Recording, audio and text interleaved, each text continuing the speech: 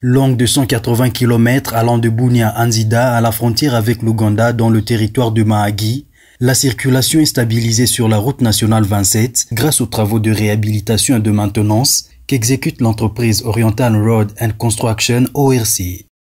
Cette entreprise a signé un contrat de 3 à 5 ans de travaux sur cette route avec le gouvernement de la République à travers les animateurs de l'état de siège chapeautés par le gouverneur militaire Johnny Luboya Nkashama.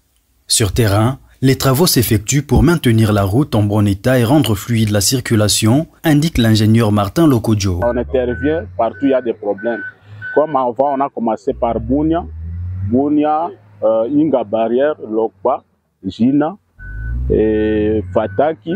Après, on est passé vers Goli. Vers Goli, on a travaillé de Goli jusqu'à Magisatre. De Magisatre, on a pris aussi l'axe Magi jusqu'à Ngod.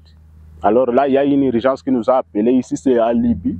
Comme vous voyez, la colline ici, c'était presque praticable après la pluie. Quand il pleut ici, monter pour des gros camions était très difficile. L'objectif, c'est de maintenir la route en bon état pour qu'il n'y ait pas de problèmes qui peuvent faire en sorte que les véhicules s'arrêtent sur la route suite au mauvais état de la route. Pour qu'il n'y ait pas les ruptures d'approvisionnement de la ville telle que Bunia, il faut que les marchandises qui quittent par exemple Kampala, Nairobi puissent arriver à la destination sans problème. Les usagers, notamment les chauffeurs, voient leur souffrance diminuer sur cette route d'intérêt économique, surtout sur son axe Lopa, Djina, Matete et Picho, un axe qui était complètement détérioré. L'axe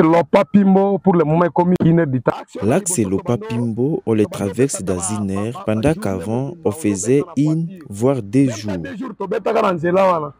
Mais pour le moment, quand même.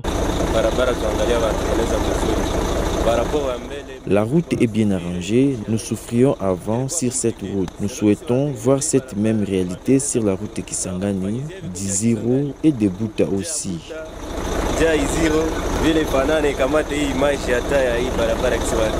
La construction et la réhabilitation de cette route font partie des promesses données par le président de la République Félix Tshisekedi lors de la campagne électorale de 2023, rappelle Pacifique Kacha, chargé des missions du chef de l'État, qui a aussi fait un constat sur ce tronçon. Cette route était une corvée, si bien que nous avions eu du mal à aller à Mahagi pendant la campagne présidentielle. Le président de la République, en son temps, avait demandé à ce qu'une solution soit trouvée. Et ensemble avec le gouverneur de province, le général Johnny Luboya, la solution recommandée avait été de réaliser la réhabilitation des tronçons où les bourbiers s'étaient développés et par la suite d'instaurer une maintenance sur une période de 3 à 5 ans. Ainsi, on a mis en œuvre cette instruction et recommandation du chef de l'État et aujourd'hui, depuis le mois de janvier jusqu'à ce jour, la route est praticable sur tout le tronçon partant de la frontière de Mahagi pour arriver à Bunia. Une promesse réalisée que les paysans saluent vivement et qui leur permettra ainsi l'évacuation de leurs produits agricoles. Nous disons merci au président de la République pour nous avoir arrangé cette route. Les véhicules roulent bien maintenant.